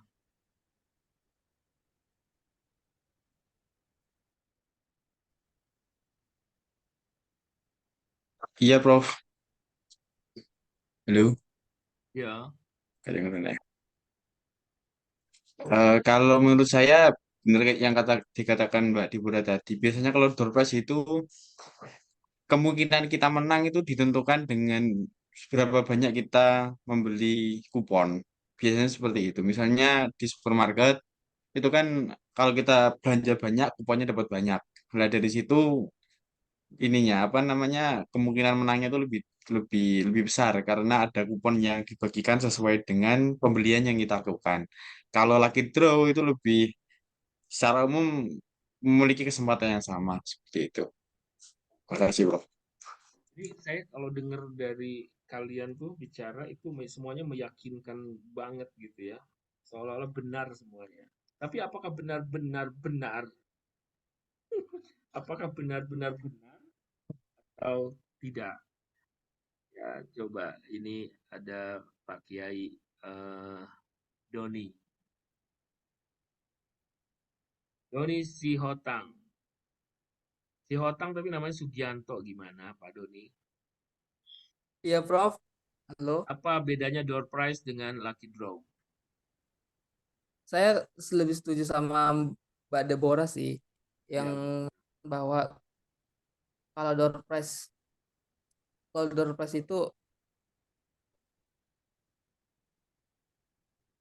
itu ya yang terakhir ada yang bilang kalau door prize itu kita punya udah ditentukan, tapi kalau yang lucky draw itu kita punya kesempatan yang sama gitu. oke. Sekarang gini, apa door itu apa sih pengertiannya? Secara langsung, Prof. Secara langsung. Ajeng, door itu apa ajeng? Pintu. Pintu. Bukan, door itu maksudnya kayak semacam suara kejutan, Pak. Jadi Door ke gitu, ditembak iya gitu ya. ya. Ya, Iya, Saya menurut tanya ke saya Ajeng juga, dulu. Jeng, door ya, itu apa, Jeng? iya Pak, kalau menurut saya itu door itu secara langsung gitu loh Pak. Prof, jadi kayak Enggak, door itu pengertiannya apa? ditembak. Ditembak. Oh, Door itu apa? pintu Pak. Iya, pintu. Door itu Mm-mm. pintu. Price itu apa, Jeng? Kenapa Pak? Prof. Price. Ini kalau Anda baca nih, ini ada door. Door itu apa? Pintu. Price ini apa? eh Hadiah. Hadiah. Iya. Penghargaan, Prof. Jadi door prize itu apa? Karcis yang berhadiah. Kok karcis sih? Kan door Pintu ini. menuju hadiah. Itu berhadiah. Hadiah yang ada di pintu. Jadi gini teman-teman, ini asal muasal door prize itu. Jadi misalkan gini, perusahaan membuat sebuah event. Nah, event diselenggarakan jam 10. Itu nggak di mana-mana, kadang si customer itu, si pelanggan itu, si pengunjung itu seringkali tidak datang tepat waktu. Acara jam 10, kenapa orang belum pada datang? Nah, maka dibilang acara jam 10 dimulai. Bisa saja pintu masuk dibuka sejam sebelumnya gitu. Atau suka-suka di undangan tuh harap datang 30 menit sebelum acara dimulai. Jadi kalau jam 10 mungkin jam 9.30. Nah, untuk memancing supaya orang datang sebelum acara, maka dikasih door prize. Misalkan 10 pengunjung pertama atau 100 pengunjung pertama akan mendapatkan door prize berupa apa gitu. Bisa berupa voucher atau bisa berupa hadiah apa gitu. Nah, itu pengertian dari door prize supaya orang datang sebelum waktunya gitu, supaya ketika jam 10 acara dimulai udah rame, acara nggak molor-molor lagi gitu. Jadi hadiah itu biasanya tidak diundi tapi diberikan kepada orang yang datang lebih awal gitu. Nah, lucky draw itu undian. Lucky itu keberuntungan. Jadi undian keberuntungan. Mau pakai lucky wheel kah? Mau pakai apa kayak arisan gitu atau mau pakai lempar bola atau pakai apapun itu undian, draw undian. Udah tahu bedanya sekarang lucky draw dengan door prize? Nah, tapi di Indonesia itu salah kaprah gitu. Lucky draw itu door prize itu seolah-olah lucky draw jadinya bingung kan? Sekarang udah paham ya? Oke. Gimana sales promotion? Kalau kembali lagi ke tadi siapa tadi Bu Anissa ya.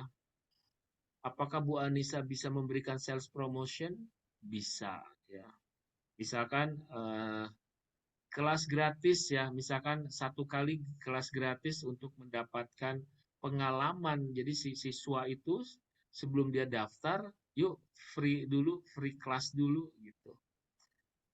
Atau kalau para itu pemilik gym itu, manajer gym itu seringkali dia menawarkan free ini ya, uji coba free trial gitu.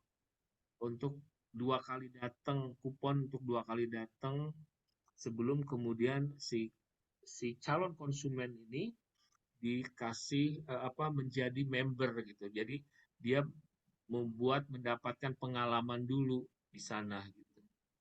Sama juga orang mau beli mobil dikasih test drive. Coba dites dulu, misalkan kemana muter-muter jalan gitu ya. Itu test drive.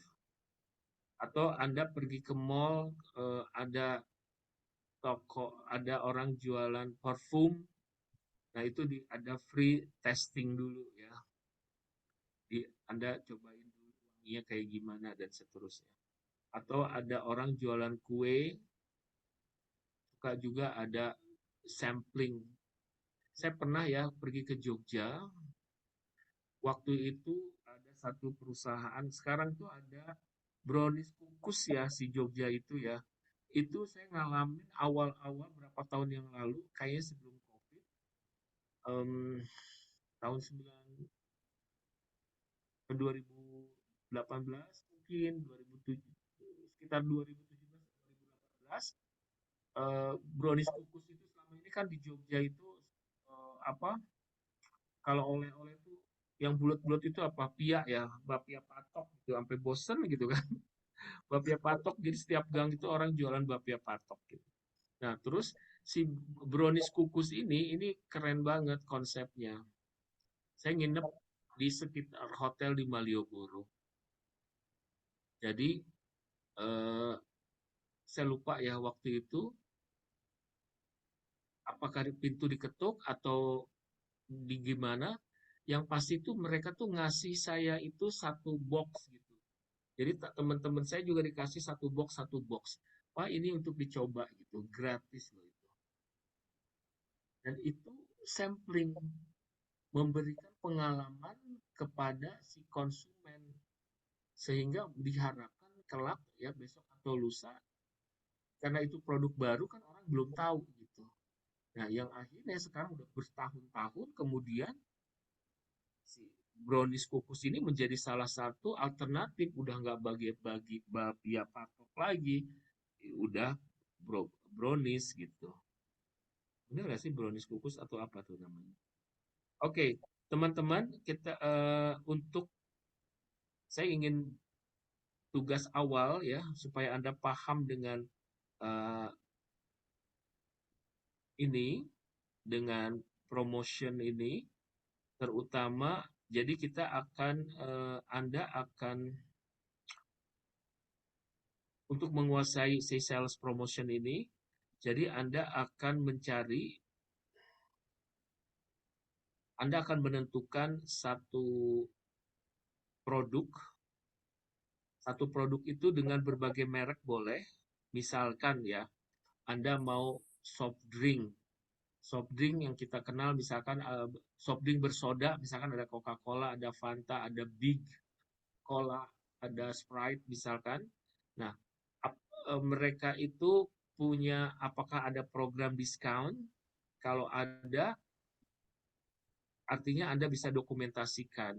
Anda bisa screenshot, bisa Anda foto, bisa Anda apa. Terus kemudian apakah mereka memberikan cashback atau mereka memberikan voucher, asuransi, special price atau apapun yang tertulis di sini. Kemudian sebanyak mungkin contoh-contohnya untuk setiap kategori produk ya.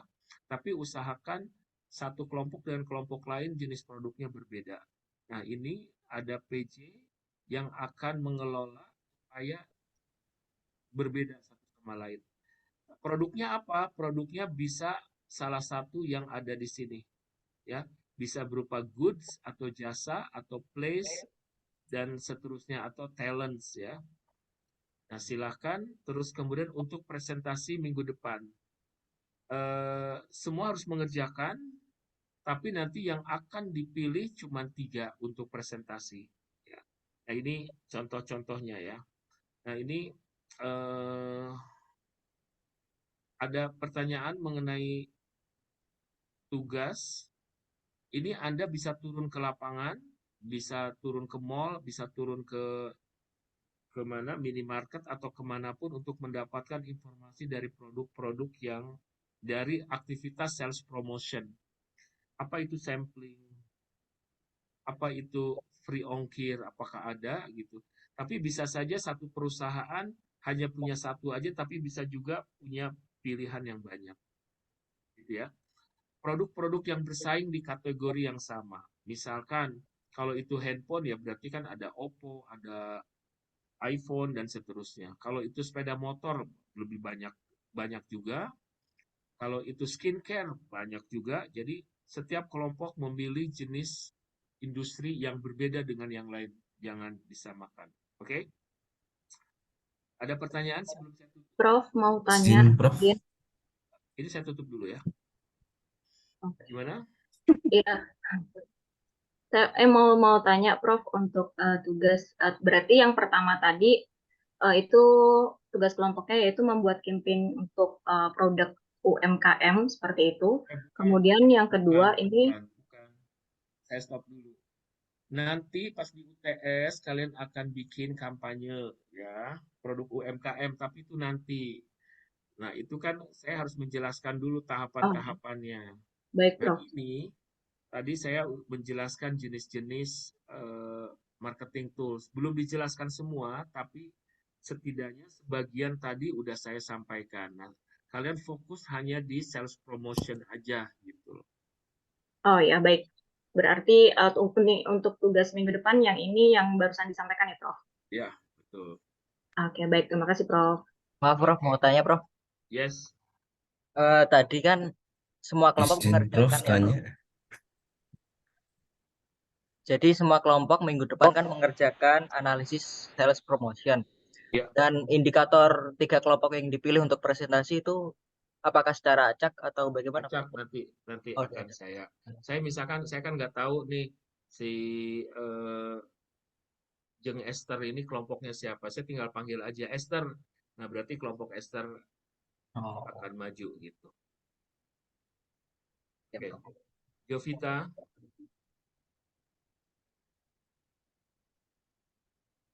Ada lagi pertanyaan? Clear semua? Izin bertanya, Prof. Jadi itu hanya sales promotion, terus produknya apa, cari yang sejenis, terus apa yang dilakukan oleh perusahaan tersebut dari sisi sales yang tadi disebutkan. Ya, sales promotion tadi, ya. Cuma itu aja ya, nggak perlu dianalisa dan lain-lain kan ya, Prof ya? Belum, kalian cuma melihat bagaimana aktivitas dari sales promotion. Jadi cuma kayak perbandingan ya, Prof ya? Iya. Minimal ada produknya berapa, Nggak ada Prof? minimal, nggak ada maksimal. Kalian cari sebanyak-banyaknya mengenai aktivitas sales promotion yang diberikan oleh masing-masing produk yang bersaing. Satu kelompok berapa orang, Prof? 3 orang tadi. 3 orang ya. Baik, Prof. Terima kasih. Oke, ada lagi yang ingin ditanyakan? Prof, izin bertanya. Mastiin aja, Prof. Tadi kan kita berarti yang tidak boleh sama dengan antar kelompok itu berarti industrinya ya, Prof. Misalnya ada dua industri yang produknya, berarti misalnya yang satu kelompok sudah menggunakan Coca-Cola, yang satunya lagi boleh menggunakan Pepsi, seperti itu, Prof. Nah, enggak dong, itu kan sama-sama minuman bersoda. Oke, minuman bersoda. Kalau kita menggunakan misalnya jamu, Prof, nggak masalah. Jamu yang nggak ada masalah. Oke, berarti kalau kalian kan punya ini PJ ya, penanggung jawab kelas. Nah, kalian udah langsung booking produknya apa saja. Tapi sebelum itu dibuat dulu kelompoknya siapa. Ya, kelompoknya siapa aja, terus kemudian masing-masing mengusulkan jenis produk. Kemudian nanti kalian kan mungkin ada grup kelas ya. Nah, nanti siapa grupnya, terus produknya apa saja. Kembali ya, bukan industri tapi jenis produk. Kalau dia sepeda motor semua tuh. Berbagai macam merek sepeda motor. Kalau dia handphone semua. Kalau dia obat-obatan semua. Kalau dia kosmetik semua. Gitu. Oke? Baik, Prof. Izin bertanya, Prof. Yes. Iya, jadi gini, Prof.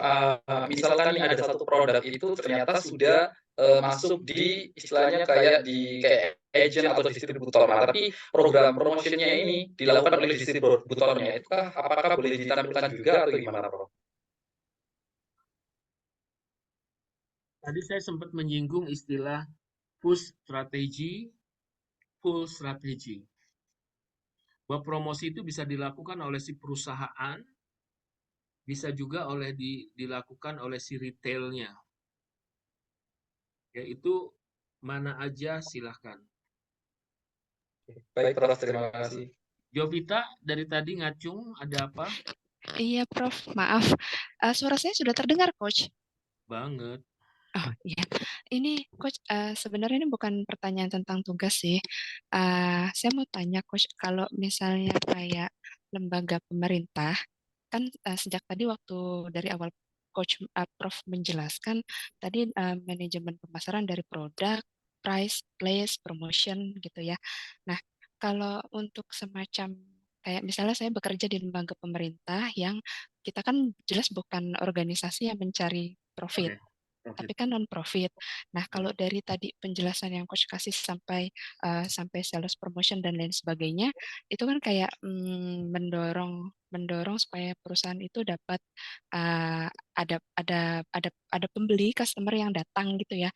Nah, sebenarnya kalau kayak semacam tempat saya bekerja yang notabene kita nggak mencari laba dari masyarakat, tapi justru memberikan pelayanan, kalau dari sisi marketingnya itu yang bagaimana ya Coach ya? Oke. Ya. Jadi di dalam ilmu marketing ada yang disebut dengan social marketing. Social marketing ini ditujukan kepada lembaga-lembaga non-profit untuk melakukan aktivitas pemasaran. Jadi produknya dari social marketing ini bukan barang atau jasa yang untuk profit ya, tapi biasanya lebih kepada pesan untuk melakukan perubahan perilaku. Misalnya, kamu kantornya apa? Saya di Badan Pengawas Obat dan Makanan, Prof. Oh, oke. Ini situ mengawasi, si tadi Yayan jualan produk. Iya, Mas Yaya nih jualan, kami yang melakukan pengawasan Ya, gitu. betul. Jadi gini, marketing itu ada dua kategori, ada komersial, ada juga non-komersial. Yang tadi saya sampaikan kepada Anda itu semuanya lebih kepada komersial. Nah, sedangkan kalau yang non komersial itu sebetulnya itu produk-produk yang biasa untuk melakukan perubahan perilaku dari yang kurang ideal menjadi lebih ideal. Misalnya ya, misalkan gunakan seat belt gitu, kenakan helm ber-SNI misalkan gitu, atau buang sampah pada tempatnya. Berolahragalah minimal seminggu sekali misalnya. Konsumsilah makanan yang berserat. Jadi social marketing sebetulnya nggak selalu digunakan oleh lembaga-lembaga non-profit, oleh lembaga profit juga bisa. Tapi jadi dia jualannya sangat halus gitu. Bukan langsung berjualan, tapi dia kayak meningkatkan awareness, meningkatkan kesadaran orang terhadap tadi perilaku tertentu itu gitu. Yang ujung-ujungnya nanti jualan. Kayak misalkan hindari minuman berkarbonasi karena bisa berdampak pada lambung Anda, berdampak pada ini gitu. Nanti itu kan artinya pesan ya, pesan kepada masyarakat supaya masyarakat sadar terhadap bahayanya minuman berkarbonasi. Benar ya? Benar kok, Benar ya, benar Prof. berkarbonasi misalkan. Itu pesannya itu bagus banget. Itu meningkatkan, mendidik gitu. Tapi di bawahnya nanti minumlah Aqua gitu. Ya itu artinya bagaimana si perusahaan yang profit oriented menggunakan social marketing. Oh, I see, Ya, Coach. sedangkan perusahaan atau lembaga non-profit udah pasti dia akan menggunakan social marketing. Caranya tergantung pesannya. Misalnya misalnya gini, periksa label Ya, halal. baca label sebelum membeli. Oh iya ya, Nah, Prof, misalkan benar kayak benar benar. gitu. Oh, Bisa I ya? see, I see. Ya, nangkep Prof maksudnya. Paham kok, Prof. Terima kasih loh, Prof. Nanti Saya kita tadi tuh bingung. Saya bingung nanti gitu saya awalnya. jelas mungkin di pertemuan yang lain 4P-nya tuh kayak gimana sih kalau social marketing ini gitu. Baik, Tapi yang pasti bahwa produknya bukanlah produk yang tangible atau intangible, tapi produknya adalah berupa pesan tadi. Ketika orang kemudian melakukan perubahan perilaku setelah membaca pesan itu artinya produk kita laku gitu, laku dijual, tanda kutip, laku dibeli oleh si konsumen, oleh masyarakat. si masyarakat yang mengadopsi ide kita, pesan kita gitu. Kalian mungkin masih ingat iklannya BI ya, pesan masyarakatnya BI. Dipegang, diraba, di terawang, apa sih istilahnya? Dilihat, diraba, diterawang. Iya, dilihat, diraba, Diraba, diterawang, diterawang. kayak gitu. Itu social marketing banget gitu. Nah, Baik, itu Prof. sama juga mestinya menggunakan apa istilahnya pendekatan social marketing. Jadi nggak jualan banget gitu loh. Jadi halus. Jadi lebih kepada meningkatkan kesadaran bahwa misalkan belajar di sekolah nggak cukup loh. Kalian harus perlu pendamping gitu. Misalkan kayak gitu ya. Oke. So, teman-teman udah clear semuanya? Ada pertanyaan lain? Clear. Terima kasih ya, Prof, penjelasannya. Siap. Kita insya Allah ketemu lagi minggu depan ya. Prof, izin bertanya terakhir, Prof. Yes, mangga Bu Putri. Ya, dulu pada waktu S1 kan saya belajar kelas entrepreneurship mengenai bisnis model kanvas.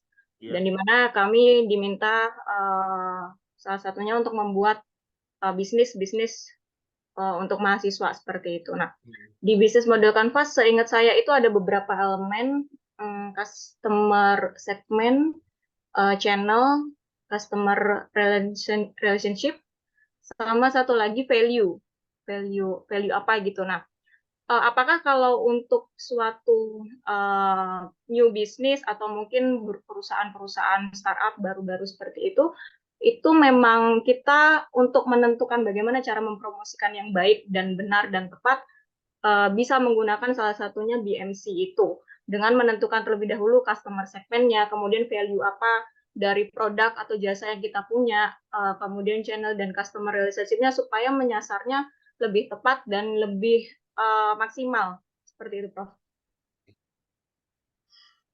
Oke, ini sebetulnya pembahasan yang akan datang, tapi saya kasih spoiler dulu ya. Baik, Prof. Terima kasih. Tadi saya sempat menyampaikan bahwa nanti kita akan belajar segmentation, targeting, dan positioning. Itu perlu banget. Tadi Bu Anissa saya tanya, kalian jualannya kemana? Siapa target kalian? Segmen kalian siapa? Bu Anissa bilang, oh saya udah kerjasama sama Semandel dan apa tadi THT, MHT. MHT itu Muhammad Husni Tamrin ya, itu kampus sekolah swasta yang memang bonafit. Oh, dari situ jawaban tadi dari Bu Anissa bilang, oh saya udah ngebayangin bahwa ini yang kuliah, yang kursus ke situ ini orang-orang kaya gitu, yang mungkin ngeluarin 10 juta sebulan atau selama kursus belasan juta mungkin nggak khawatir gitu. Itu udah bicara segmentasi. Nah, terus value-nya apa? Value itu apa sih? Nilai. Anda belajar di situ, Anda jualan si bimbel itu harus punya value. Value dalam arti atau kita punya produk, kita jualan tuh value-nya apa gitu. Value dalam hal ini tuh kayak bukan sekedar apa ya. Untuk menggali value ini nggak gampang gitu. Untuk menggali value ini kita harus on beyond. Jadi tadi kayak misalkan di apa bimbel itu contoh value yang bisa kita tawarkan adalah apa? Kayak misalkan jadi kan ada pihak sekolah kan gitu. Ada pihak sekolah, nah terus dia akan memposisikan, nah ini kemudian saya akan memunculkan kata memposisikan atau positioningnya dia sebagai apa nih gitu. Apakah sebagai ketika sekolah ada rumah kedua, apakah dia mau bilang bahwa bimbel ini sekolah rumah ketiganya si siswa gitu, atau ini guru adalah orang tua kedua, apakah dia ingin memposisikan sebagai orang tua ketiga gitu. Nah, di situ kita bisa memunculkan value-nya apa gitu. Value-nya apa berupa misalkan pendampingan. Jadi bahwa si siswa itu belajar di bimbel itu bukan sekedar dia mendalami materi gitu, tapi dia kayak diarahkan nanti pemilihan apa istilahnya, pemilihan kampus, pemilihan program studi disesuaikan dengan bakat dan minat, termasuk kemampuan dari si siswa gitu. Jadi ada value bahwa anak ini akan dibimbing sampai dia menemukan jurusan atau program studi yang tepat gitu. Jadi ada sebuah proses yang on beyond gitu. Jadi bahwa si siswa pergi ke Anissa ini, ke tadi Konstanta itu bukan sekedar untuk belajar loh, untuk mengerjakan soal-soal, tapi dia kayak dibimbing untuk si siswa ini secara sadar menemukan potensi dirinya. Kadang-kadang kan orang tua ikut campur gitu. Kamu udah masuk ke ini aja, arsitektur gitu. Padahal anaknya gambar aja nggak bisa. Anaknya ternyata pengen sukanya ke sosiologi misalnya. Nah itu kenapa bisa sosiologi? Misalkan, dilihat dari nilai-nilai tes atau nilai belajarnya, dia bagus di bidang sosial, di bidang sosiologi. Dan dia anak ini memiliki minat ke sosiologi gitu. Lalu diarahkan, oke, nilai kamu sekian, nilai rapot kamu sekian, ini kalau dari tes tryout, kamu tuh cuma dapat nilai sekian, kamu nggak bisa masuk UI deh. Coba masuk ke kampus yang lain, misalkan ke Unpad misalkan. Kayak gitu. Jadi itu value yang diberikan oleh si sana. Jadi kayak ada kerja tambahan yang ditawarkan kepada si siswa gitu. Nah, value lain kalau misalkan tadi produk obat ya, produk obat tuh yang ingin ditawarkan apa sih? Apakah ada value-nya gitu. Jadi value itu bukan sekedar manfaat dari obat itu, tapi bisa misalkan tadi obat ngahakan apa tadi Yan? Salah satu merek obat apa coba Yan? Ngahakan, kok ngahakan ya? Nerohak, Pak. Nerohak. Oh, ngarohak. Ada zebra. Iya. Itu buat dahak ya? Iya, Pak. Buat tenggorokan. Obat tenggorokan. Coba value apa yang bisa kita gali dari produk ini? Bisa saja efek samping positif. Dengan minum obat ini secara teratur, bukan saja si pasien akan sembuh, tapi dia akan mendapatkan suara yang lebih bagus dari biasanya, misalkan gitu. Itu value. Sesuatu yang on beyond tadi saya bilang. Sesuatu yang di luar ekspektasi. Jadi kayak lu beli burung, tapi kemudian penjual memberikan burung dan sangkarnya gitu. Itu value. Gimana? Ya, baik Prof. Mungkin nanti di next kalau sudah bahas yang terkait ini mungkin bisa lebih jelas. Tapi kurang lebih seperti itu ya. Baik. Jadi itu kenapa di beberapa banyak banget pelatihan value creation. Bagaimana si karyawan itu kerja di sebuah perusahaan, bagaimana dia bukan sekedar datang, bekerja, pulang, tapi bagaimana dia bisa memberikan value kepada perusahaan dan perusahaan memberikan value kepada si karyawan. Jadi masing-masing memberikan value sehingga muncul mutualism gitu. Sama-sama diuntungkan, sama-sama mendapatkan manfaat. Gue kerja di sini, apa sih yang gue dapat gitu? Bukan sekedar gaji nanti, tapi Anda akan mendapatkan misalkan benefit lain gitu. Gitu ya teman-teman. Yes. Kita akan lanjutkan minggu depan. Baik. Mohon disiapkan tugasnya supaya saya bisa tahu dan Anda bisa tahu di luar sana tuh yang selama ini Anda pergi ke Indomaret, mungkin Anda beli susu ya ambil susu doang, tapi sekarang Anda lihat apa sih yang dilakukan oleh susu A, susu B, susu C gitu. Untuk mendapatkan perhatian dari para konsumen dan para pelanggan mereka. Oke, guys. Terima kasih banyak. Assalamualaikum warahmatullahi wabarakatuh. Kita insya Allah ketemu lagi. Waalaikumsalam. Waalaikumsalam warahmatullahi wabarakatuh. Terima kasih, Prof. Prof, sehat Terima selalu. kasih, Prof. Makasih, Prof. Terima kasih, Sehat selalu, Prof.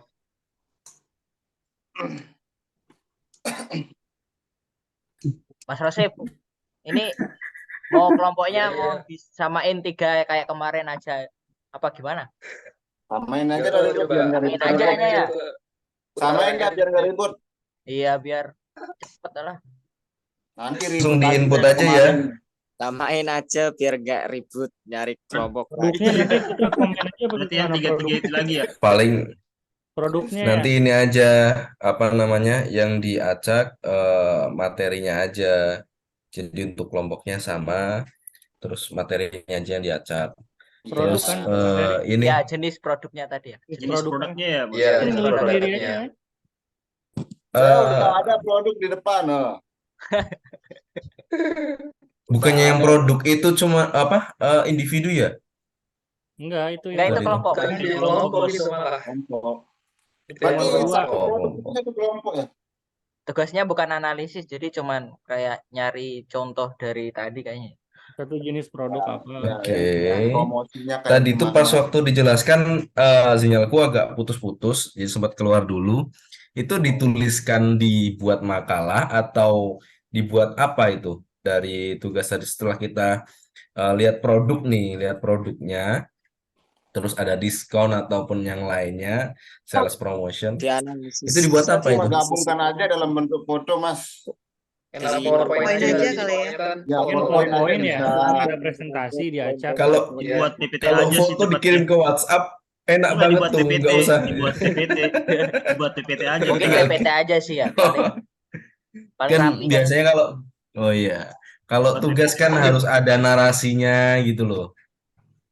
Boleh ditambahin lah. Narasi Nah, dikit nanti aja kita lah. aja yang jelaskan gitu kan, masalah fotonya ambil sebanyak-banyaknya aja. Teknisnya masing-masing aja lewat bot boleh, Iya. PPT boleh, Jadi, apapun. Oke. Yang penting nanti disampaikan per kelompok kan kaitan yang itu tadi. Yang penting boleh Ya. jenis produknya beda-beda tadi kan. Kalau transportasi Oke. berarti yang lain harus nggak boleh transportasi gitu. Oke. Ya. Ya. Itu per kelompok berarti ya? Boleh measure masalah keuangan nggak? Kenapa Mbak Nisa?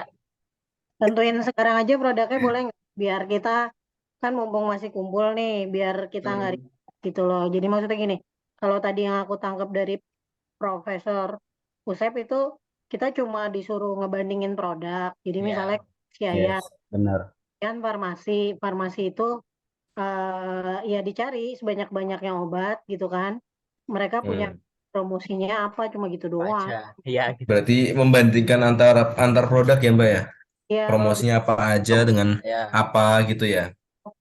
Langsung Terus dilihat lebih gitu doang. Komparasinya membandingkan produk yang sama gitu. Misalkan kayak ya, Guardian dengan Calbe, Iya. misalkan ya, ya seperti itu ya. Ya. ya. Erigo dengan Gucci gitu. Ah, Jauh. Tadi kayaknya skincare udah ada yang angkat tema skincare tuh tadi tuh di grup. Udah Bagus biasanya juga. Ayo Mbak Anissa, Cepetan itu, kita apa nih? Kalau ada yang mau, mendingan ngambil yang franchise deh. Franchise aja Mas, kalau mau. Saya Transjakarta aja lah.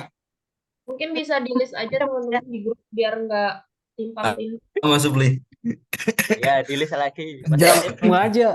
Nanya dong masalah keuangan boleh nggak? Boleh, silakan. Ini terpantau kelompok pertama kayaknya. Udah pusing Ini apa duluan. namanya mau make sure. Jadi tugasnya itu yang individu garis Sebenarnya fokusnya yang itu aja Mbak Nisa. Fokus tugasnya kan yang presentasi dulu. Kalau Iya, yang ini masalahnya saya yang presentasi nih Mbak. Jadi saya butuh memastikan juga gitu. itu kalau yang aku tangkap dari teman-teman aku yang S2 sama S3 itu jadi kayak menganalisa. Jadi kita tuh cari jurnal.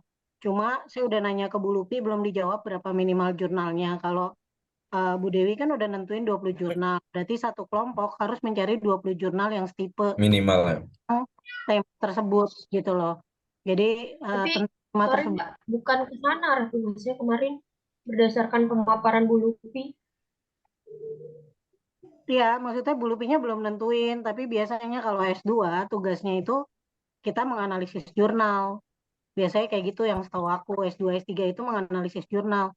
Jadi kita menganalisis temanya apa gitu loh. Misalnya kayak MSDM aja, jadi kayak misalnya grupnya saya tentang teamwork. Nah, kita cari jurnal-jurnal yang berkaitan sama teamwork, baik di dalam ataupun di luar. Nah, itu nanti kita analisa si jurnal itu pandangannya apa gitu loh. Nanti dimulai dari ada pembukaan, abstrak, kayak gitu sih Mbak, yang aku tangkap dari beberapa temanku yang di S2 sama S3. Itu selalu kayak Tapi kalau yang aku tangkap nih Mbak dari pemaparan Bu Lupi kemarin, itu kan di keuangan itu ada tugas individu. Nah, tugas individu itu resume yang bab di buku ini kan Brigham itu. Nah, terus yang kelompok itu keterangan di RPS itu apa namanya? Ada topik-topiknya kan. Terus kasusnya itu untuk kelompok saya itu dapatnya analisis manajemen keuangan perusahaan. Nah, di situ juga dijabarin tuh sama Bu Lupi di bawahnya topik untuk minggu depan. Jadi kita diminta untuk cari laporan keuangan, kemudian laporan keuangan itu kita analisis dengan beberapa metode yang dikasih. Cuma saya bingung karena kami beririsan sama kelompok 2 karena kelompok 2 materinya itu analisis laporan keuangan dan dia juga akan menganalisis itu lebih jauh. Nah, itu jadi gimana? Kan udah jelas sih tugasnya sebenarnya, cuma mau make sure aja gitu.